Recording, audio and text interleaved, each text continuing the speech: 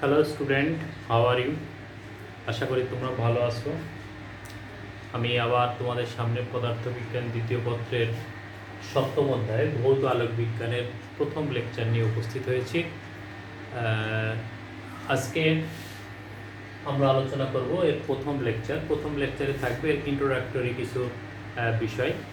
তো প্রথমে আমরা দেখি যে চ্যাপ্টারে ভৌত আলোক বিজ্ঞান কেন বলা হচ্ছে বা ভৌত আলোক বিজ্ঞানে আমাদের আলোচ্য বিষয় কি থাকে।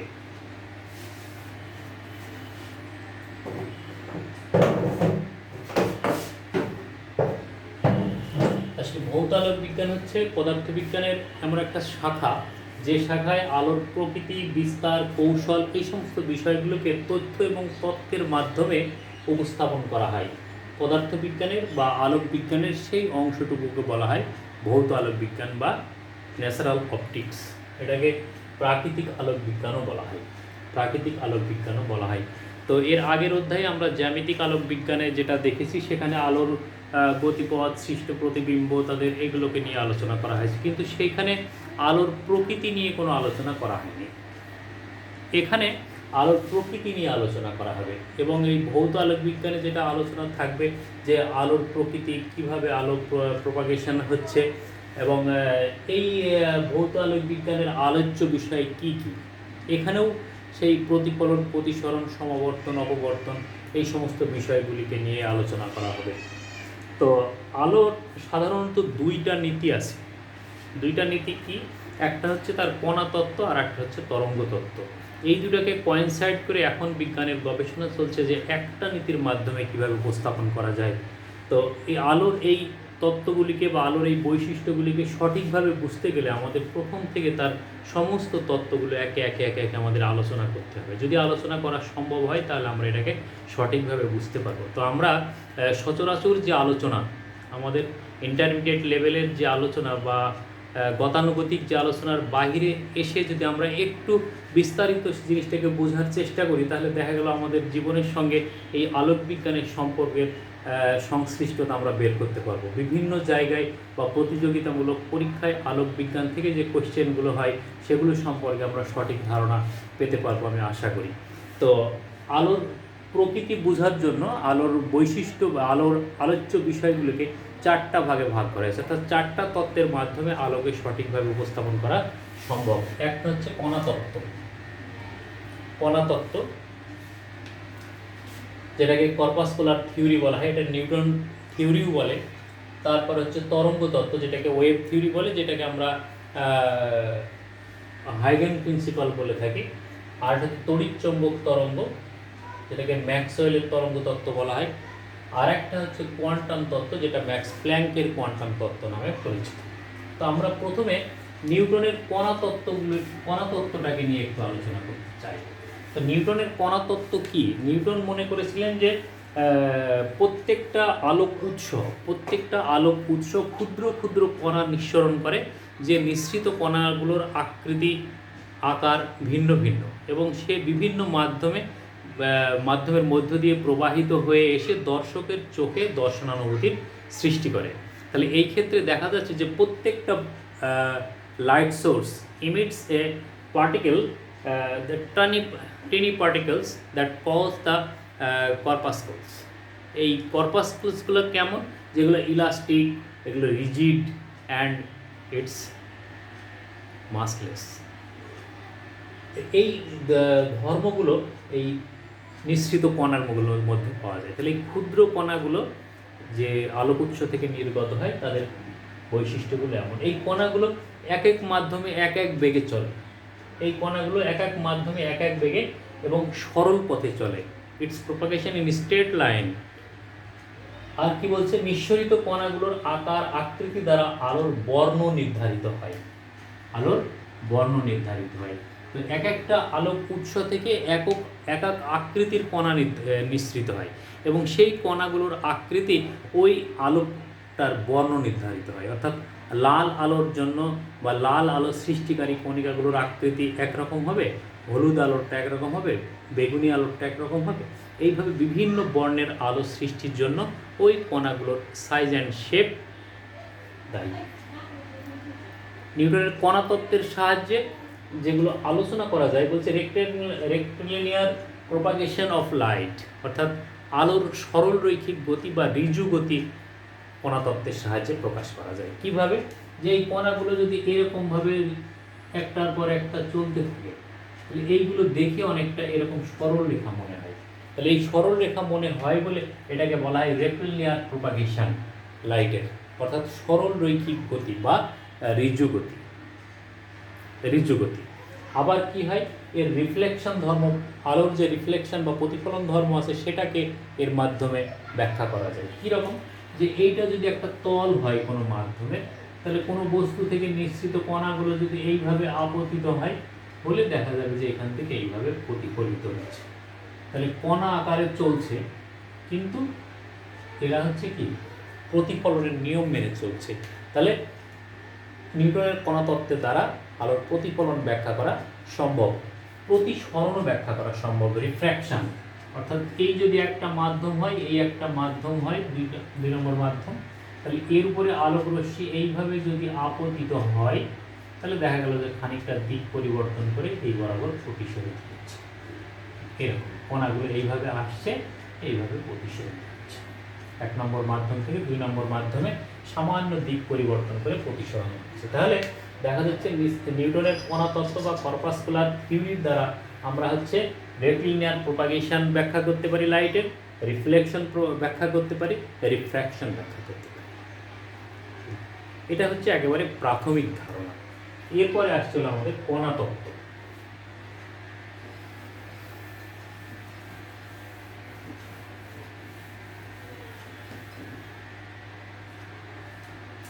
তরঙ্গ তত্ত্ব। দুই নম্বর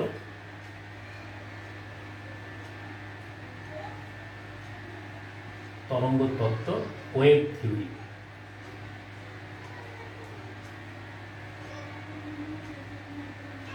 ওয়েভ থিওরি যেটা হাইগেনস থিওরিও বলা হয়।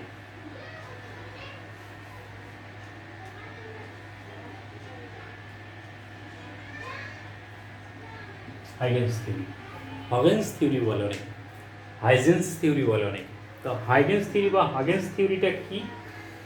তো বলছে যে এটা একটা মেকানিক্যাল ওয়েভ, এটা তরঙ্গ আকারে সঞ্চালিত হয় এবং এটা সঞ্চালিত হওয়ার জন্য একটা মাধ্যমের প্রয়োজন হয়। এটা সঞ্চালিত হওয়ার জন্য একটা মাধ্যমের প্রয়োজন হয়। সেই কল্পিত যে মাধ্যমের ভিতর দিয়ে তোমার এই তরঙ্গটা সঞ্চালিত হয়, সেই কল্পিত মাধ্যমটাকে বলা হয় ইথার।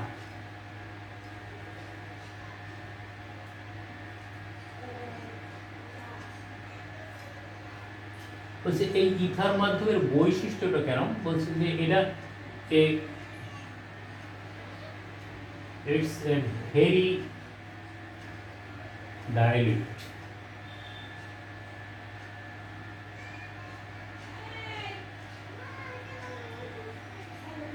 and এটা খুব ডাইলিউট একটা মাধ্যম এবং এটা ইলাস্টিক মাধ্যম, হাইলি ইলাস্টিক, ডাইলিউট অ্যান্ড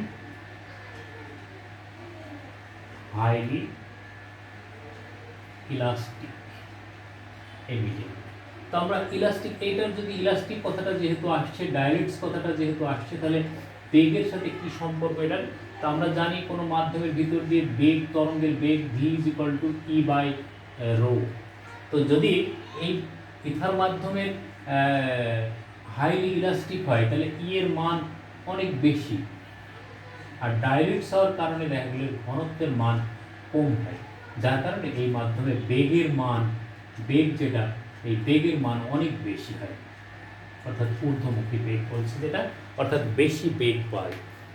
তাহলে কি বলছে? কোনো উৎস থেকে আলো নির্গত হয়ে সেই নিঃসৃত আলো তরঙ্গ আকারে সঞ্চালিত হয়ে ইথার মাধ্যমের ভিতর দিয়ে এসে আমাদের চোখে পড়ে আমাদের দর্শনানুভূতির সৃষ্টি করে। যদি এমন হয় যে এইটা সান, তাহলে এখান থেকে আলোক রশ্মিগুলো এই নির্গত হলো, এইখানে হলো আমাদের আর্থ। তাহলে এই আসার পথে এই যে এইখানে একটা বিশাল এক মাধ্যম অতিক্রম করে আসছে, এই মাধ্যমটাকে বলা হচ্ছে ইথার মাধ্যম। ইথার মাধ্যম, এই ইথার মাধ্যমের ভিতর দিয়ে এসে আমাদের চোখে পড়ছে, তখন আমরা হচ্ছে ওই বস্তুকে দর্শনানুভূতির সৃষ্টি হচ্ছে। ঠিক তেমনিভাবে পৃথিবী থেকে কোনো বস্তু আলোক নিঃসৃত হলেও ইথার মাধ্যম ঘুরে আমাদের চোখে এসে পড়ে আমরা বস্তুকে দেখার অনুভূতি পাচ্ছি। এইটা হচ্ছে আমাদের ওয়েভ থিওরি বা তরঙ্গ তত্ত্ব।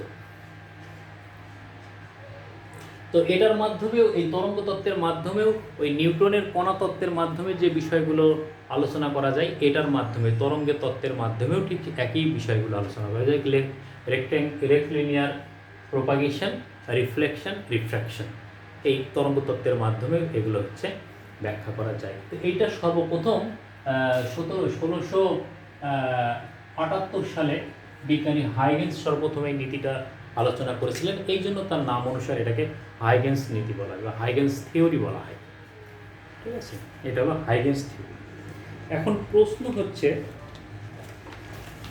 যে ওয়েভ থিওরি যখন আমরা পড়বো, সেই ওয়েভ থিওরি পড়তে যেয়ে কিছু কিছু বৈশিষ্ট্যের প্রয়োজন আছে। সেই বৈশিষ্ট্যগুলোর মধ্যে একটা হলো আমাদের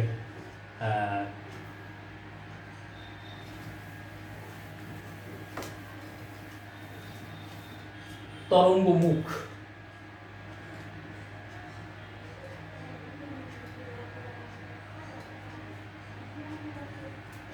wave front,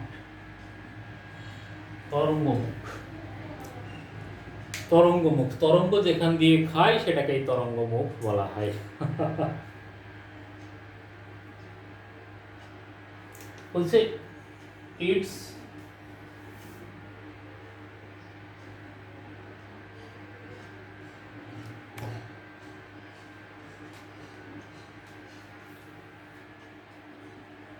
the locus of all points in the medium that are vibrating in the same phase। বলছে কোনো একটা তরঙ্গ যখন কোনো মাধ্যমের ভিতর দিয়ে সঞ্চালিত হবে বা প্রবাহিত হবে, সেই প্রবাহিত তরঙ্গটা যে মাধ্যমের ভিতর দিয়ে প্রবাহিত হচ্ছে তার উপরে এমন কিছু পয়েন্ট নেওয়া হলো যে পয়েন্টগুলো একই রকমভাবে হচ্ছে ভাইব্রেট করছে। তো ভাইব্রেট করার সময় একই রকম যদি হয় তখন কি হবে, তাদের সেম ফেজ হতে হবে, দশা হতে হবে। দশা কি? তরঙ্গের উপর অবস্থিত কিছু কণার গতীয় অবস্থা। গতীয় অবস্থা বলতে কি, সরণ, ত্বরণ, বেগ, বল, এইগুলো হচ্ছে যে রাশি দ্বারা প্রকাশ করা হয় সেটাকে বলা হয় দশা। তো কোনো তরঙ্গ যদি এমন হয় যে এটা একটা তরঙ্গ, তো এ বিন্দু, বি বিন্দু, সি বিন্দু, এ বিন্দু, বি বিন্দু, সি বিন্দু, এই সমস্ত বিন্দুতে অবস্থিত যে কণাগুলো, এরা যদি একই রকমভাবে ভাইব্রেট করে তাহলে এদেরকে সেম ফেজ পয়েন্ট বলবো। আর কিভাবে বলবো, এদের গতীয় সম্মুখ অবস্থা যদি একই রকম হয় তাহলে সেটাকে আমরা সেম ফেজ পয়েন্ট বলবো। এই সেম ফেজ পয়েন্টগুলো যে তলে অবস্থান করে, the locus of this point in the medium, এই মিডিয়ামের মধ্যে যে পয়েন্টগুলোকে আমরা লোকেট করছি, ওই বিন্দুগুলো হচ্ছে তরঙ্গমুখ। তো তরঙ্গমুখ, হাইগেন এত তরঙ্গমুখ নিয়ে কেন পড়ে আছেন? বলছে তরঙ্গমুখ আলোচনার মাধ্যমেই প্রতিফলন এবং প্রতিসরণের সূত্রগুলিকে প্রমাণ করা সম্ভব হয়েছে। বলছে যে কোনো আলোর পথে যদি আমরা একটা তরঙ্গমুখ অঙ্কন করি তাহলে ওই তরঙ্গমুখটা একটা নিউ ওয়েভলেট হিসাবে কাজ করবে, মানে সেকেন্ডারি সোর্স। এই জন্যে আলোর স্প্রেডিংটা অনেক বেশি। খুব একটা ছোট্ট উৎস থেকে আলো চতুর্দিকে খুব দ্রুত ছড়িয়ে পড়তে পারে। এই যে নতুন তরঙ্গমুখগুলো পাওয়া যায়, প্রত্যেকটা নতুন তরঙ্গমুখ একটা নতুন নতুন বলীয় তরঙ্গের উৎস হিসেবে কাজ করে এবং এই সেকেন্ডারি যে উৎসগুলো, এই উৎস থেকে তরঙ্গ ঠিক আগের তরঙ্গের বেগেই সঞ্চালিত হয়। এই জন্য তরঙ্গমুখের গুরুত্বটা এই যে রেক্টিলিনিয়ার তরঙ্গের ক্ষেত্রে খুব গুরুত্বপূর্ণ, প্রতিফলন প্রতিসরণের জন্য খুব গুরুত্বপূর্ণ। তো এই এখন এই তরঙ্গমুখের উপর ভিত্তি করে তরঙ্গকে 3 ভাগে ভাগ করা হয়েছে। এক, গোলীয় তরঙ্গ,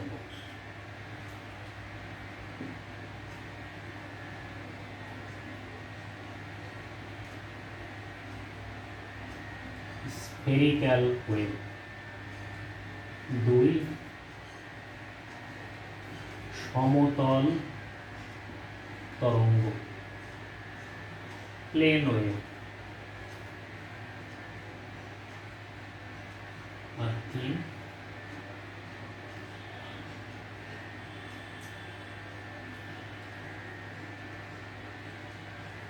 সিলিন্ড্রিক্যাল ওয়েভ, সিলিন্ড্রিক্যাল। এখন বলছে তরঙ্গমুখ প্রাপ্তির উপর ভিত্তি করে তরঙ্গের প্রকারভেদ এগুলো, মানে তরঙ্গের মুখ বা তরঙ্গমুখ যে খুব গুরুত্বপূর্ণ একটা বিষয় তরঙ্গের ক্ষেত্রে, সেইটা বোঝানোর জন্যই আমরা এইগুলোকে করে থাকছি। তাহলে গোলীয় তরঙ্গ কিভাবে পাবো? বলছে গোলীয় তরঙ্গকে যদি আমরা দেখি,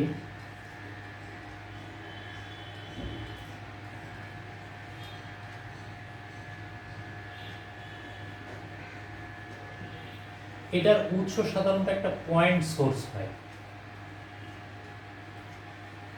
এটা বিন্দু উৎস থেকে এগুলো সৃষ্টি হয়। তাহলে যদি এমন হয় যে এইখান থেকে একটা তরঙ্গ সৃষ্টি হয়ে এদিকে যাচ্ছে, এদিকে যাচ্ছে, এদিকে যাচ্ছে, এদিকে যাচ্ছে, এদিকে যাচ্ছে, এদিকে যাচ্ছে, তাহলে এই সোর্সটাকে কেন্দ্র করে যদি আমরা একটা বৃত্ত অঙ্কন করি, এটা আর একটু ব্যাসার্ধ নিয়ে যদি আমরা একটা বৃত্ত অঙ্কন করি এইটা, তাহলে এই যে বিন্দুগুলো ক্রসিং পয়েন্ট যেগুলো, এটাকে যদি আমরা P1, P2, P3 করি, তাহলে এই P1, P2, P3 এইগুলো হচ্ছে আমাদের হলো তরঙ্গমুখ।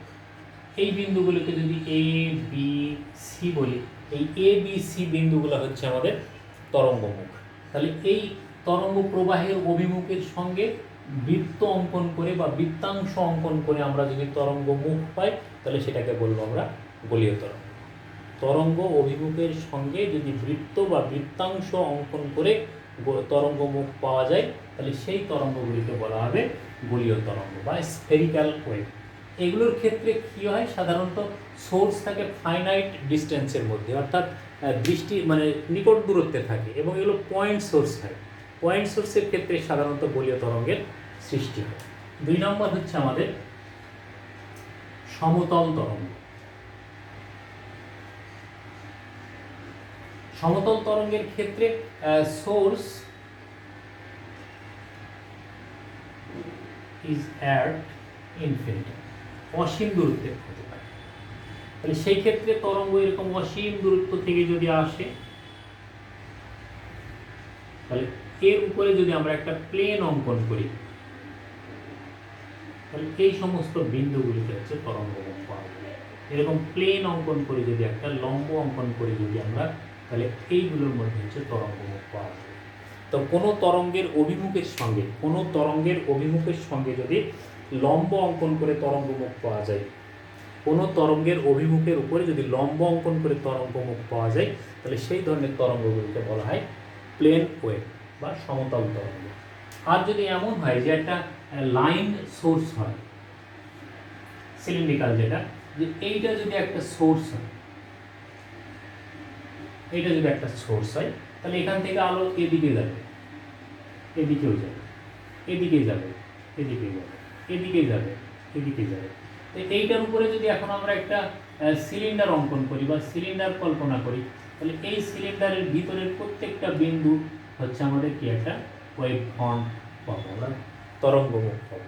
তাহলে এইটার ক্ষেত্রে তরঙ্গমুখ পাওয়ার জন্য কি করছি, আমরা সিলিন্ডার অঙ্কন করছি, যেহেতু দুই দিকেই তরঙ্গমুখ পাওয়া যাচ্ছে, এটা একটা, এটা একটা, এটা একটা, এটা একটা, এটা একটা। এটা যেভাবে তরঙ্গটা সৃষ্টি হয় এটাকে বলা হবে সিলিন্ড্রিক্যাল ওয়েভ।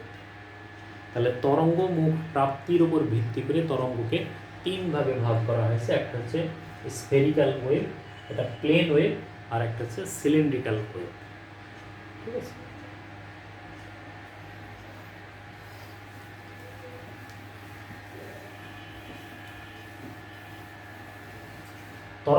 তরঙ্গমুখের ক্ষেত্রে আমাদের একটা গুরুত্বপূর্ণ পয়েন্ট আমরা মনে রাখব, যে প্রত্যেকটা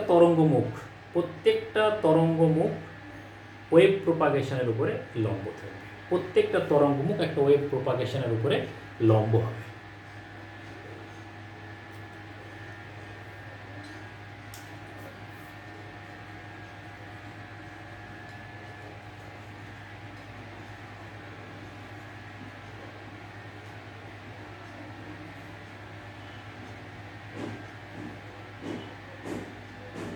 the direction of propagation of wave, তরঙ্গ প্রবাহের অভিমুখ ইজ অলওয়েজ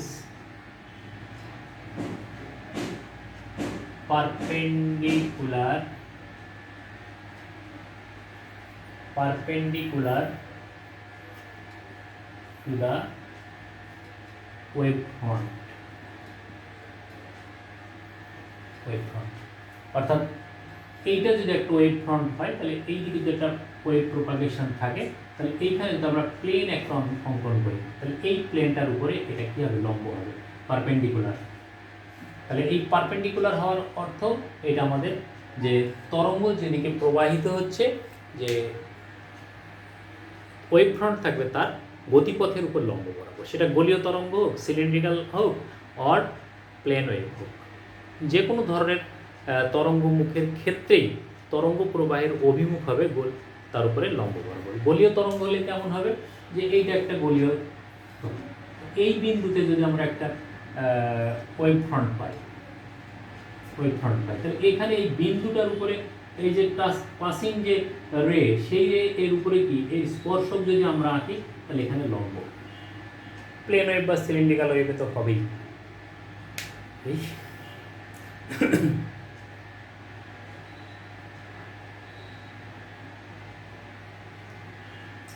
তাহলে এটা একটা পয়েন্ট।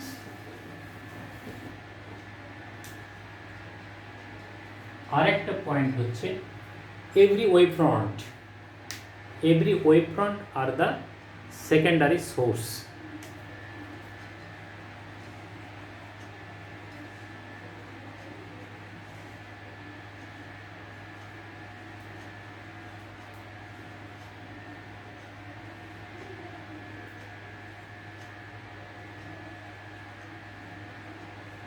অর্থাৎ প্রত্যেকটা ওয়েভ ফ্রন্ট একটা নতুন গোলীয় তরঙ্গের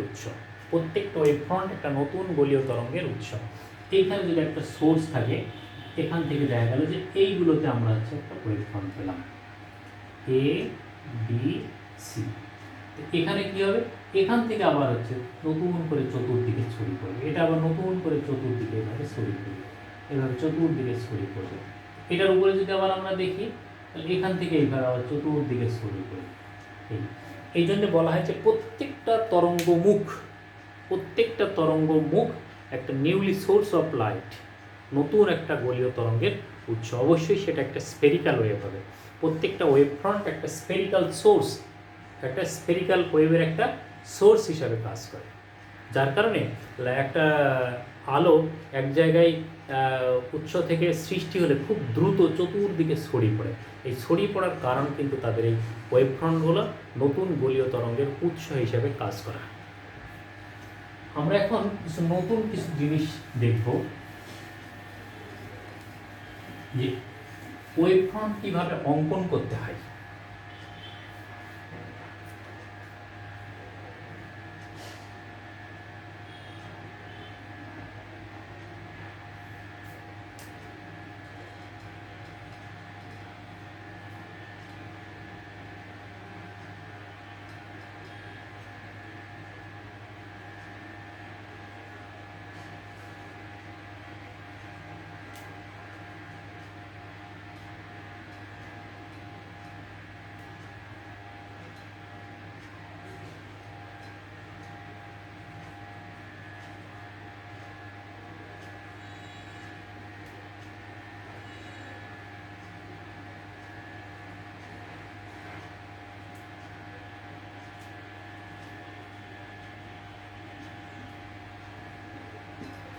এইটার মাধ্যমে দেখা যাবে যে একটা উত্তল লেন্স ব্যবহার করে অসীম দূরত্বে অবস্থিত কোনো বস্তু থেকে কিভাবে আমরা প্লেন এবং স্ফেরিক্যাল ওয়েভ পাই। প্লেন ওয়েভ দেখানোর জন্য আমরা এইটাকে ব্যবহার করব, এটা প্লেন ওয়েভ, এটা সিম্বল। আর এরকম অথবা এরকম, এটা যদি আমরা দেখাই তাহলে এইভাবে অথবা এইভাবে, এটা হচ্ছে গোলীয় তরঙ্গ।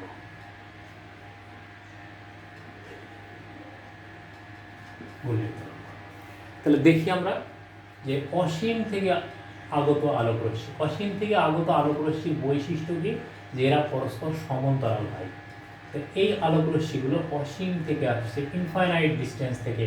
তাহলে এরা যদি পরস্পর সমান্তরাল হয়, তাহলে এখন এদের উপরে যদি আমরা এরকম একটা লম্ব তল অঙ্কন করি, তাহলে এরা হচ্ছে কি করবে, সমতল তরঙ্গের সৃষ্টি করবে। এখানেও যদি দেখি আমরা, এগুলো হচ্ছে সমতল তরঙ্গের সৃষ্টি করবে। তাহলে এই সমতল তরঙ্গগুলোর অভিমুখে এইখানে যদি আমরা একটা উত্তল লেন্স ব্যবহার করি, এই ফোকাস দূরত্বের একটা উত্তল লেন্স ব্যবহার করি, তাহলে এটা হচ্ছে এইভাবে পাস করবে। এটা কি হবে, এইখানে মিলিত হবে, এখানে যে এইখানে মিলিত হবে। তো এইটুকু হচ্ছে কি সমতল তরঙ্গ।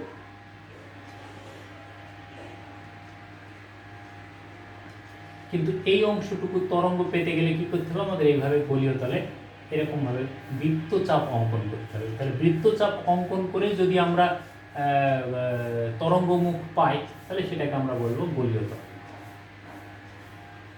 গোলীয় তরঙ্গ, গোলীয় তরঙ্গ।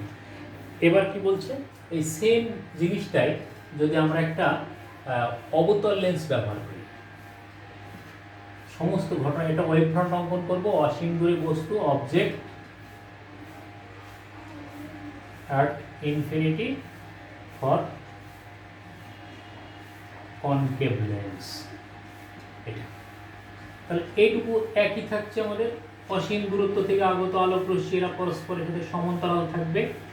এবং এখানে যদি আমরা একটা এরকম প্লেন অঙ্কন করি, তাহলে হচ্ছে আমাদের প্লেন ওয়েভের যে বৈশিষ্ট্য, সেই বৈশিষ্ট্যটা আমরা এখানে পাবো। অর্থাৎ এখানে হচ্ছে সমতল তরঙ্গের সৃষ্টি হবে, কারণ তরঙ্গ অভিমুখের সঙ্গে লম্ব অঙ্কন করে যে তলটা আঁকছি আমরা, সেই তলটা লম্বভাবে অঙ্কন করে আমরা তরঙ্গ মুখ পাচ্ছি। এখন এইখানে যদি আমরা একটা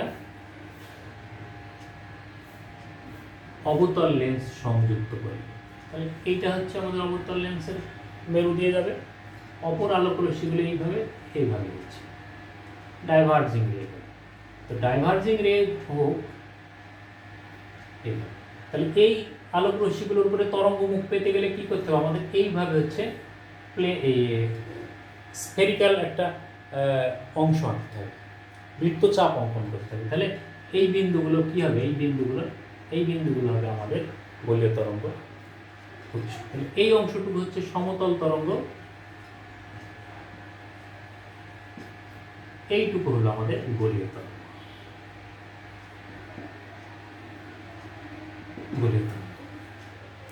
ঠিক আছে। আবার অবতল দর্পণের ক্ষেত্রেও আমরা এটা দেখতে পাই। 3 নাম্বার,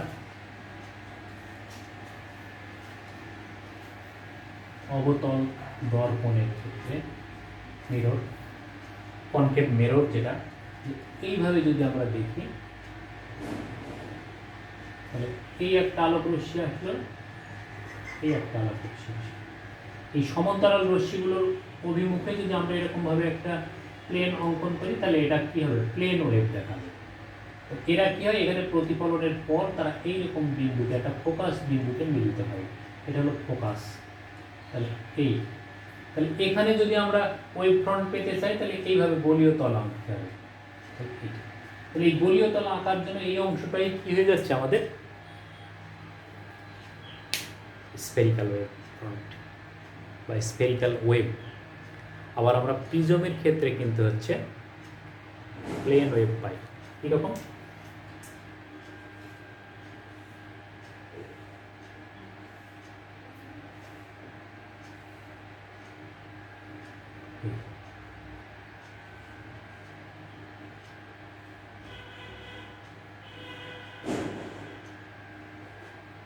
এটা হচ্ছে আমাদের প্লেন ওয়েভ, এটা হচ্ছে প্লেন ওয়েভ পাচ্ছি। এইগুলো আমরা একটু খেয়াল রাখবো, এগুলো হচ্ছে বিশেষ ক্ষেত্র, এগুলো সব জায়গায় বইতে বা কোনো জায়গায় পাওয়া যায় না, এই জন্য আমরা এগুলো একটু ভালোভাবে খেয়াল রাখার চেষ্টা করবো ইনশাল্লাহ। তো এই মোটামুটি আমাদের প্রথম লেকচারে এটুকুই থাকছে। এখন এই ওয়েভ ফ্রন্টের কনসেপশন থেকে বিজ্ঞানী হাইগেন্স দেখা গেল প্রতিফলন, প্রতিসরণ, এই সমস্ত সূত্রগুলি প্রতিপাদন করেছিলেন। আমরা সেগুলো এর পরের লেকচারে দেখব। তো আজকে এ পর্যন্তই, সবাই ভালো থাকো, সুস্থ থাকো, আর কি ঘরে থাকো।